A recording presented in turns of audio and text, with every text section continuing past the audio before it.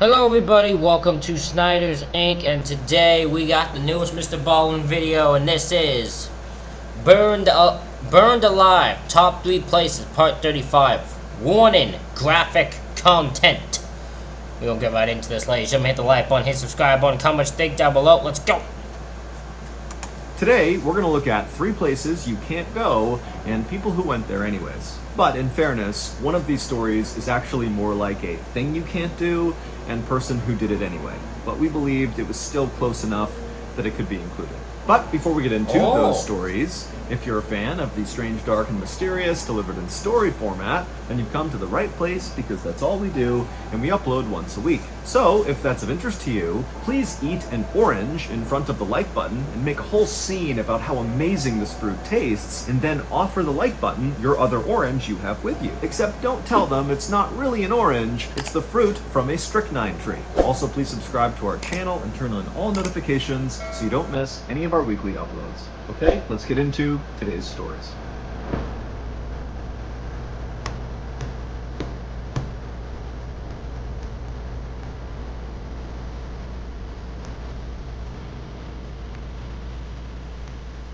It was 2 days before Christmas in 2010, and 54-year-old Alan Catterall, along with his future son-in-law Mark, were sitting in the break room of a kayak molding facility in the United Kingdom where they both worked. And as they sat there drinking tea, they began exchanging notes about what gifts they got for the rest of their family for the holidays.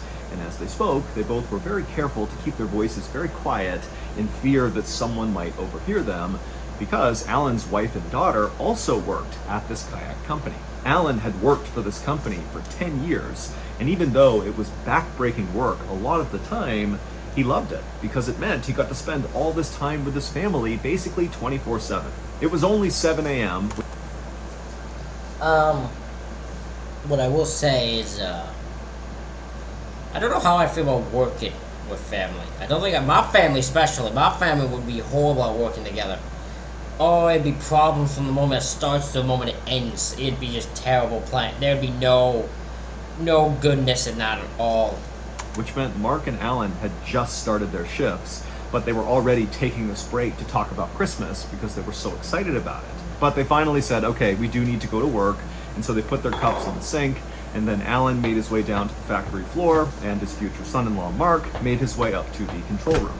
On the factory floor, where Alan was heading, was where all this special machinery was inside of these little rooms where the kayaks were actually molded and put together. And it was Alan's job to make sure the machinery was clean and operational. The machinery inside of these little kayak making rooms was very customized and very finicky, and so Alan was one of the few people at the company who really understood what made it work and what would cause issues, and so he was very valuable at the company.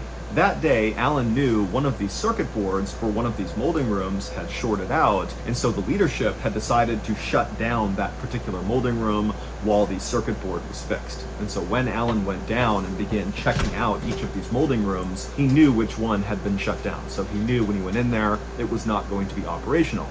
But when he went into that particular molding room, he noticed that it really needed a good clean. When these kayaks were made inside of these molding rooms, a lot of times the excess plastic would kind of seep out of the actual mold, and it would get caked to the walls, and it would flake all over the ground.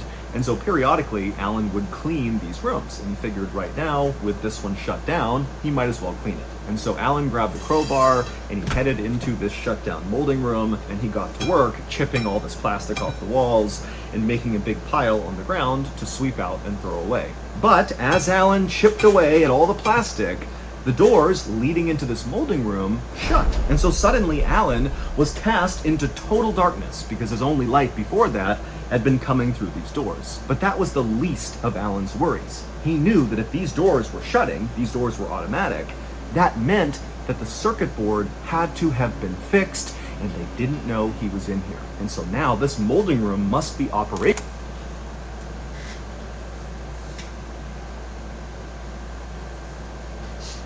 They should, I guess he should have let people know, let someone know, hey, like, if there was someone there working on it, you should have went, hey, I'm gonna go in here and I'm gonna be cleaning this room.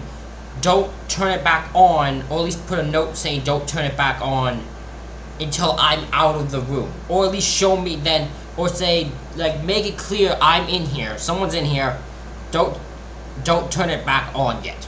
That way they know not to turn it back on. He should have told the person who was at least fixing it to do that.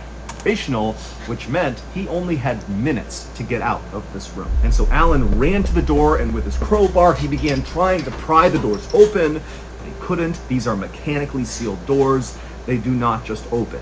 You need to press a button to release them. But Alan's in a total panic. He knows what happens in this room, and he just can't get the doors open. And so he began banging on the door with his crowbar and screaming for anybody out in the factory floor to please stop this process that's surely starting inside of this room. Open these doors, get me out of here. But it was so loud out on the factory floor, nobody heard him. And so before long, Alan must have looked around and saw the walls inside of this tight, cramped space beginning to glow red, because this molding room was actually just an oven. It reached almost 600 degrees Fahrenheit in about 10 minutes. And so Alan is watching as this oven is restarting, and he's sealed inside of it. And so the walls turn bright red, and Also, he just knew, he pretty much knew, oh, this thing doesn't get out. If I don't get out, I'm gonna die. Like, he just knows he's going to die. This is this is not good. This is not good. This is a situation where no one knew he was in there. This is why if you're going, it doesn't matter where you work, it doesn't matter how comfortable you are, always have people know where you are. That way they can help you, and that they can, if something goes wrong, someone knows you're there.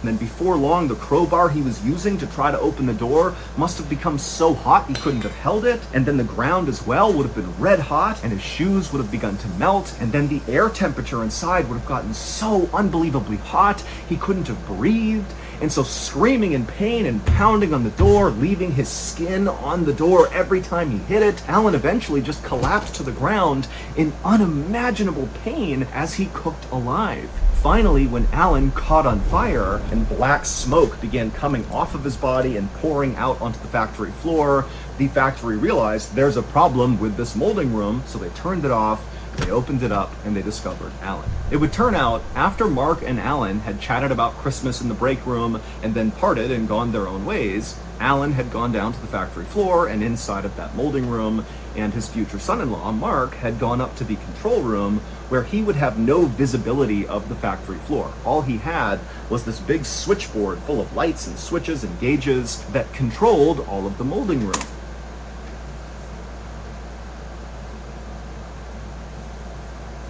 So Mark unknowingly killed his father-in-law.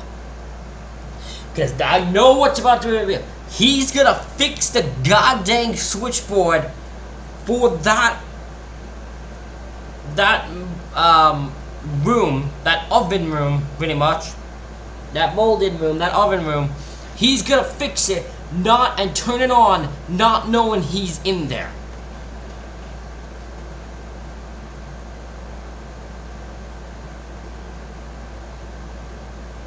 Wow. And not long after he got up there and was looking at the control panel, he saw a blinking light come on. And it was for the molding room that Alan was working inside of. And that blinking light meant someone had fixed the circuit board, and so that molding room now had power. And so reflexively, Mark just turned it on. And when he did that, the molding room began its restart process, which included sealing its doors and turning on the oven. And inside of that molding room, there were no safety escapes. In fact, there was really no safety precautions at all with regards to these ovens. And so as soon as Mark flipped that switch, he had killed his future father-in-law.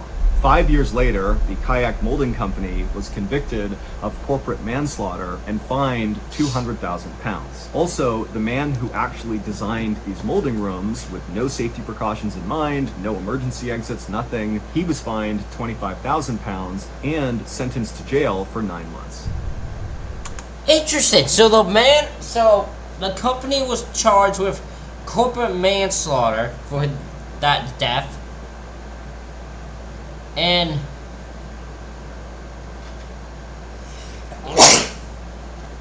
sorry, Sorry about that. And the man who designed the room without having any safety procedures in it was charged £25,000 and was made to, was sent to jail for 9 months. I didn't hear how much the other one was, the company was charged for when it comes to pounds. But yeah, that's insane that both got charged. I didn't even think they would in that.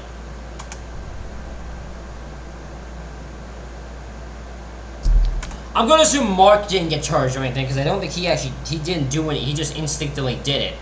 But there could have been stuff that could have been done to avoid what happened, but at the end of the day, Mark didn't actually, like, intentionally do it. He just did what naturally he's supposed to do.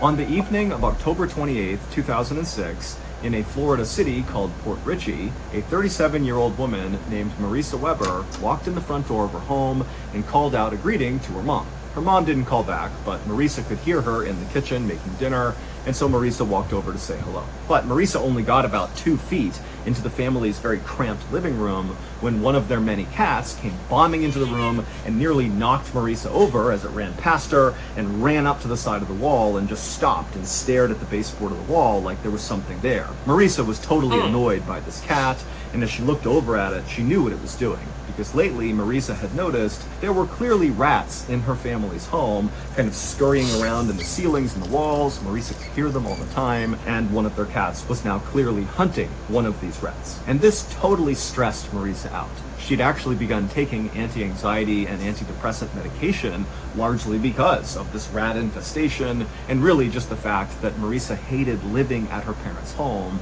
but she didn't really have the means to go out and live in her own place, which she knew would solve the problem, and so she was just kind of stuck here. And so Marisa turned away from the cat and likely the rat behind the wall, and she made her way through the tight little living room into the kitchen, and she gave her mom a quick hug, and she saw her dad was also in the room as well, and he said hello to her. And then Marisa's mom offered her some food, but Marisa said, you know what, I'm not hungry, thank you.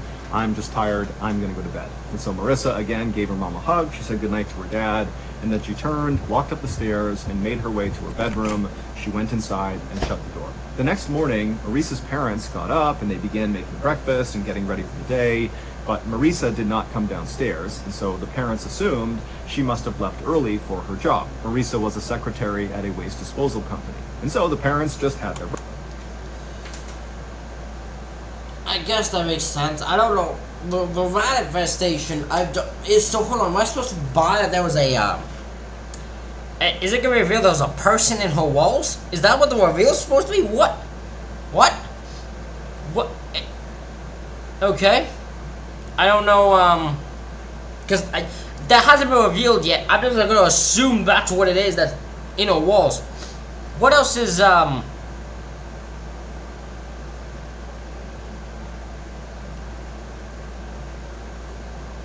I guess in my mind, I'm trying to think.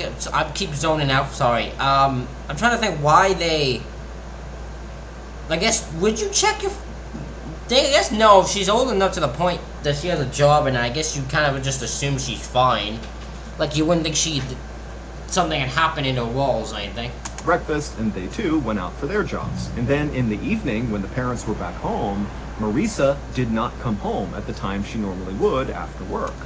I'm sorry for kind of revealing there was something on the walls. I kind of did see the preview thingy for this, like he uploaded yesterday. And I knew about something in the walls and all that. I just didn't know what it was going to be. I don't actually know the full context of the story, obviously.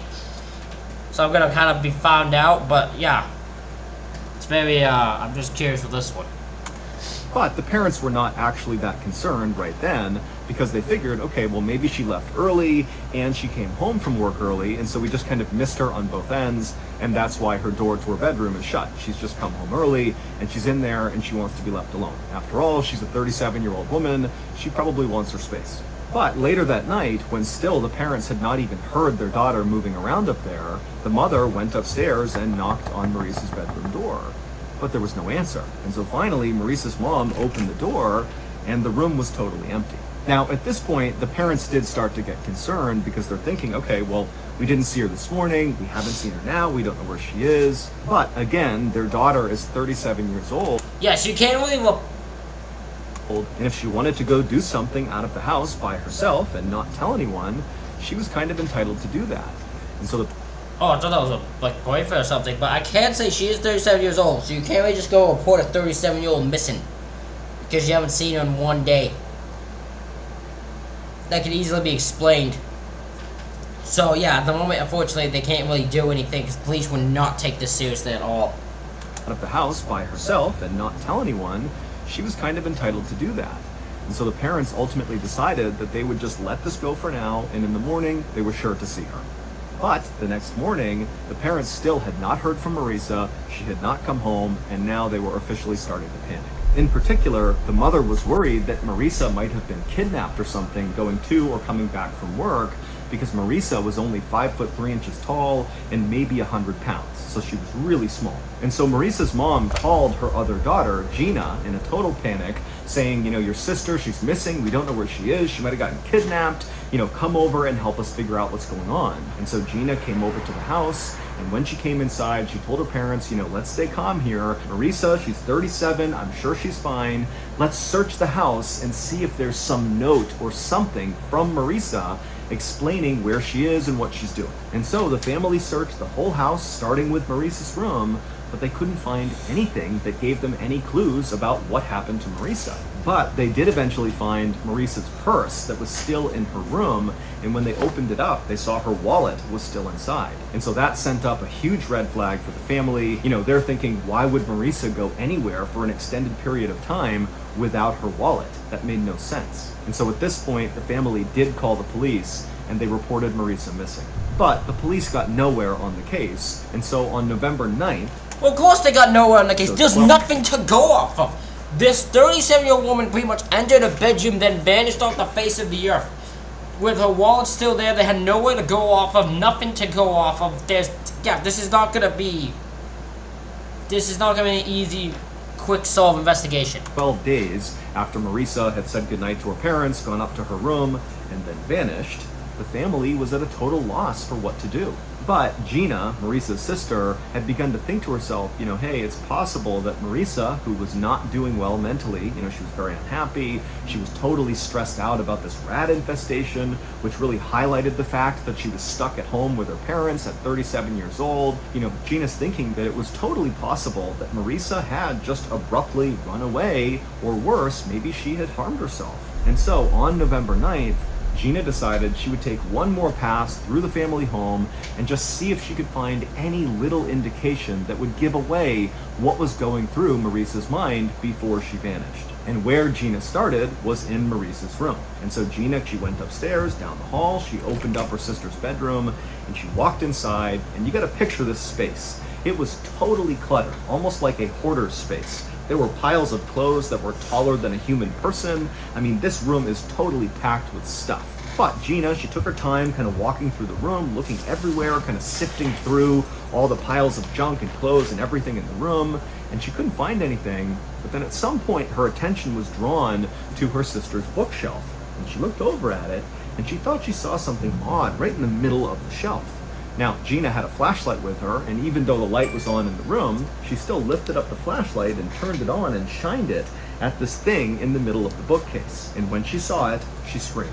Based on Gina's discovery, here is what happened to Marisa Weber on October 28th, 2006, the night she disappeared.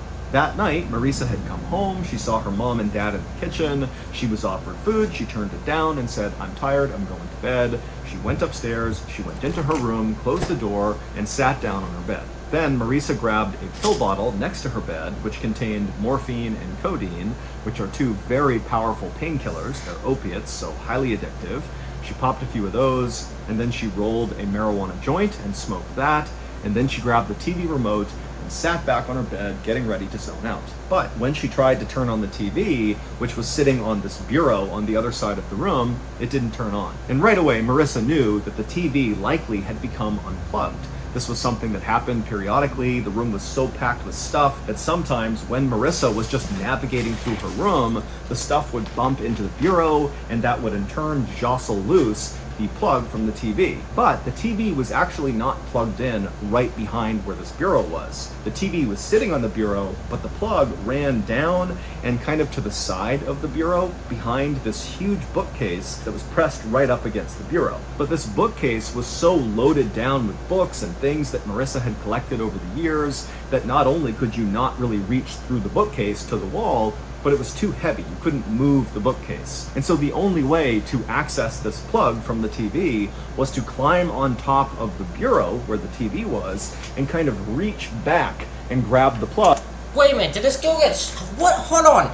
Did this girl get stuck? Did this girl get stuck? Because if this girl got stuck, how did no one notice that she got stuck? I would feel like you notice she getting stuck pretty quickly.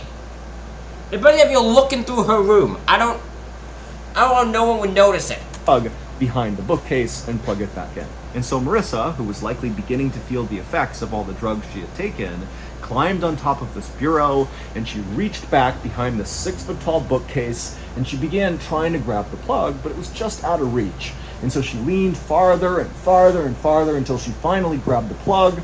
But when she managed to plug it back into the wall, she slipped forward and fell headfirst into this tiny space behind the bookshelf and the wall, and she got pinned upside down. Now, we don't know why Marissa didn't begin calling out for help. Perhaps she was so under the influence of these drugs that she couldn't really process the situation and didn't know what she should do. Or maybe she was embarrassed about the fact that she had somehow gotten trapped upside down behind her bookcase. But either way, she didn't call out for help right away. And unfortunately, what happens when a human body is trapped upside down long enough is all the blood rushes to the upper part of your body. Yep. It causes your eyes eventually to pop out of your head. It feels like your head's gonna explode. But the real problem is all that blood pools around your lungs and restricts your lungs. And this girl literally, her being so high caused her to not be able to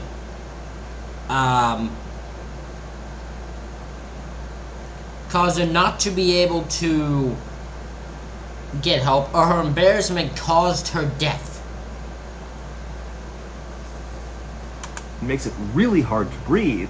And critically, if you can't take a big breath in, you can't project your voice loud enough to call out for help. And so Marissa did not call out for help during those first critical few moments she was trapped behind the bookcase. And then when she realized she absolutely couldn't move, she didn't have the lung capacity to call out for help. And so likely for 1 or maybe even 2 days, Marissa remained upside down behind this bookshelf and likely was aware of her family coming in and out of her bedroom looking for her, but she was not able to vocalize. She could not get their attention, and so eventually she died. Marissa's family would say when they were looking for Marissa in her bedroom while she was dying behind the bookcase, they said they did hear sounds, but it sounded like the rats that were running all over their house. And so they didn't know it was actually likely Marissa moving around behind the bookcase trying to get their attention because she can't use her voice. And then after Marissa died, her family did continue to go back into her room to look for her, and they began to smell something funny, which was Marissa decomposing,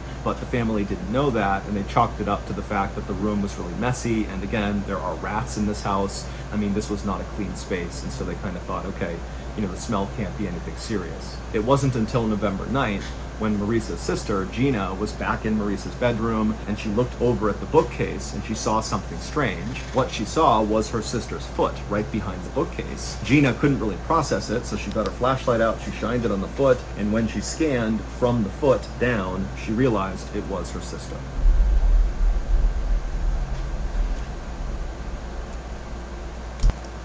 What a shitty way to find your family member. Trapped in.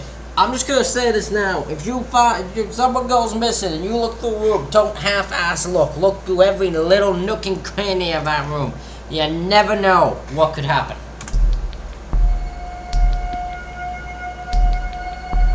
On the night of May 29th, 2007, a 29-year-old man named Romy Baligula sang to himself as he and a big group of his friends wandered into a karaoke bar in the city of San Mateo in the Philippines. Life had not been easy lately for Romy. But tonight, he was feeling good. He and his buddies had begun drinking alcohol about an hour earlier, and so he already had a nice buzz as he walked into this bar. He had a brand new shirt on, and for the first time in weeks, Romy actually had money in his pocket. Romy had lost his job a couple of months earlier, and since then, he had not been able to find new employment. And so this city he was living in, San Mateo, even though it was one of the wealthiest places in all of the Philippines, it was also known as a place that had lots of poverty and really no safety net for people that fall on hard times. And so if you lose your job, like Romy had, you could find yourself out on the streets really quickly looking for scrap metal to sell and dumpster diving just to find your next meal. And that's exactly what Romy had been doing for the better part of the last 2 months. He had been living out on the streets.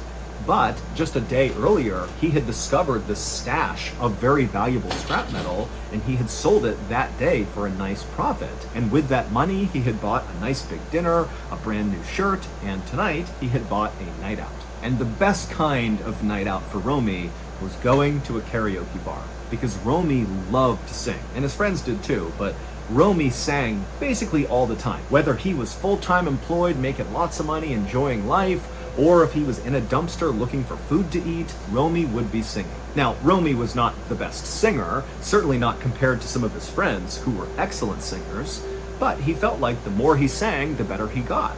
And he was kind of proud that he felt like he was progressing and becoming a better and better singer. And Romy's favorite songs to sing were these big ballads. He just loved to close his eyes and let the words of the story kind of take him away. It really was his escape. It was like no matter how bad his life got, he could always sing, and that would make him feel better. Once Romy and his friends went inside the karaoke bar, they made their way across the very crowded space to the far side of the bar. They found 2 unoccupied tables, they pushed them together, they all sat down, and then they ordered a round of beers. And then after the beers came, the friends all did a toast to their wonderful night out they were having, and then, one by one, each of Romy's friends began getting up and making their way over to the karaoke machine and began going through all the music and deciding which songs they were going to sing that night. One of Romy's friends chose an American country song. Another one of his friends chose a pop song from the 1980s about unrequited love.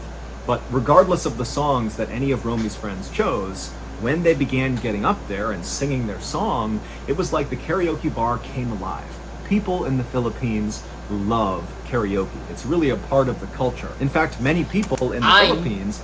I never knew that. I never once knew that karaoke was such a big thing in the Philippines. It just, that seems like just such a weird thing to me. I'm not down with it or anything. I'm just, it's not something I would have expected when you were like, what about Filipino culture? Would you believe that? Would never have crossed my mind for a second. Karaoke. It just wouldn't have been there. Love karaoke. It's really a part of the culture. In fact, many people in the Philippines have a karaoke machine of their own in their house. And so what that means is in karaoke bars like the one Romy was at, the crowd is both really appreciative of good singers who go up there and do karaoke really well, and everyone will get up and cheer and dance along.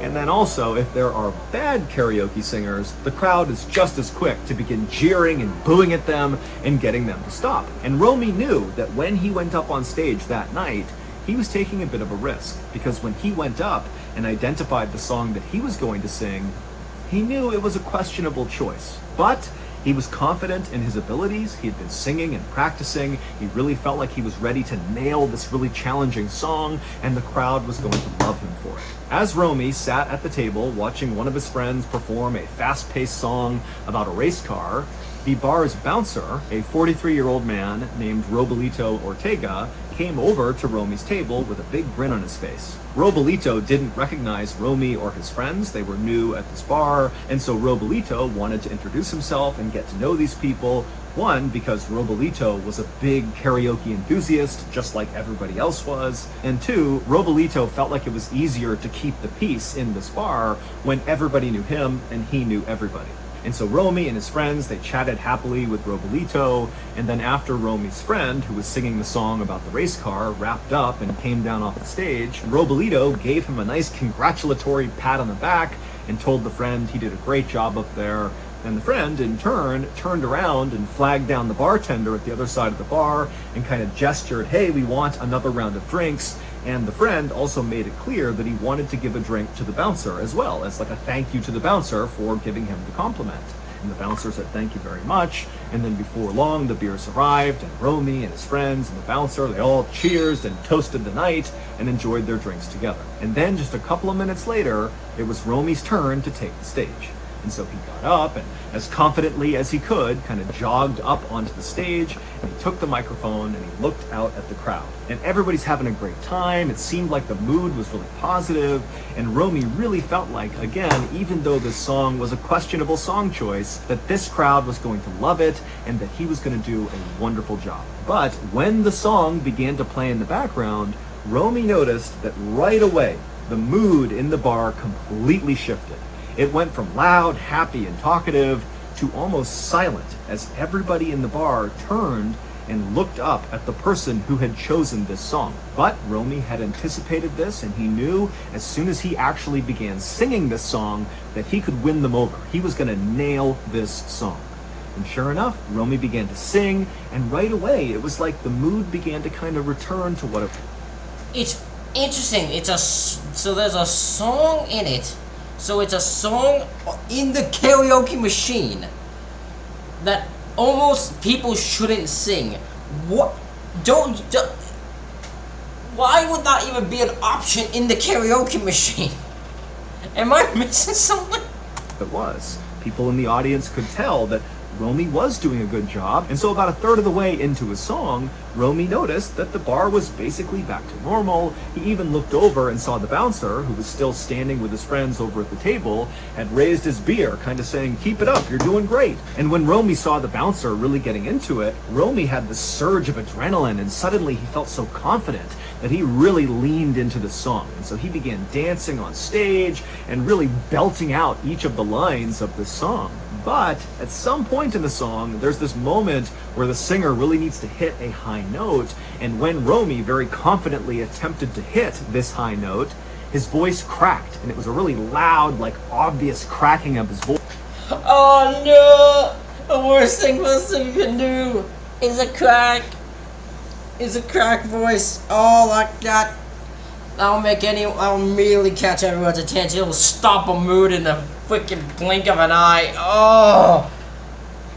Voice, and it kind of threw Romy off rhythm, and he couldn't really get back on rhythm. And so right away the audience reacted by going quiet again and looking angrily up at Romy like, we knew you were going to screw this up, this was a bad choice. And Romy actually looked over and saw the bouncer, and now the bouncer had his beard down and he's glaring angrily at Romy like, what are you doing? But Romy, even though he was kind of faltering here, he did his best to kind of regain his composure, because he knew he had practiced this song so many times. He knew he could do it, and he tried so hard to get back on track, but he just couldn't do it. And it was around this point that he looked back at Robolito, the bouncer, and all he would have seen is Robolito angrily belting out the words of this song, almost like he was trying to override how badly Romy was singing it. And then at some point, as Romy is staring at Robolito, while singing this song, pulls out a gun, aims it at Romy, and fires. In the Philippines, there is one...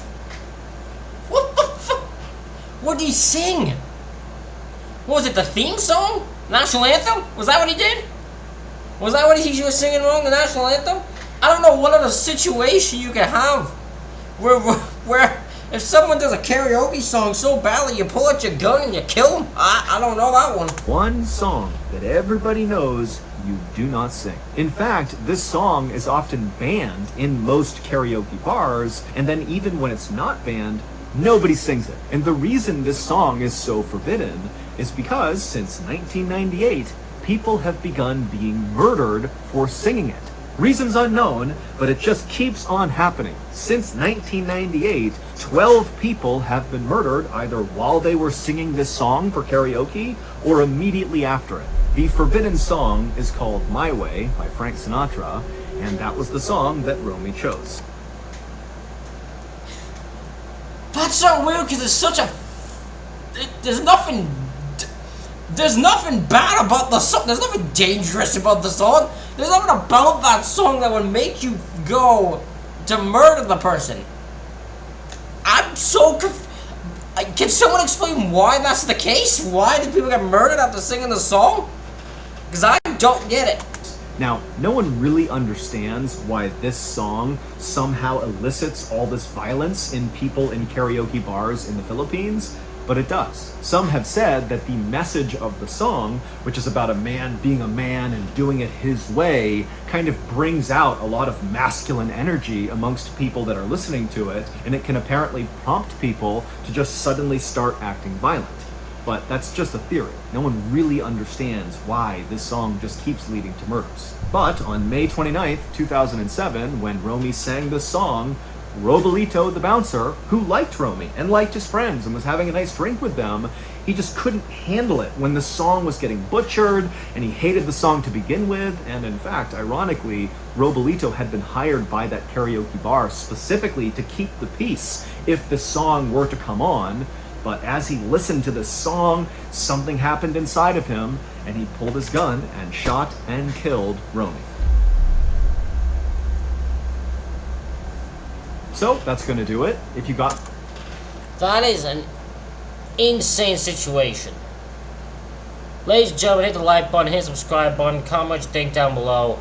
Thank y'all for watching. I'll see y'all for the next one.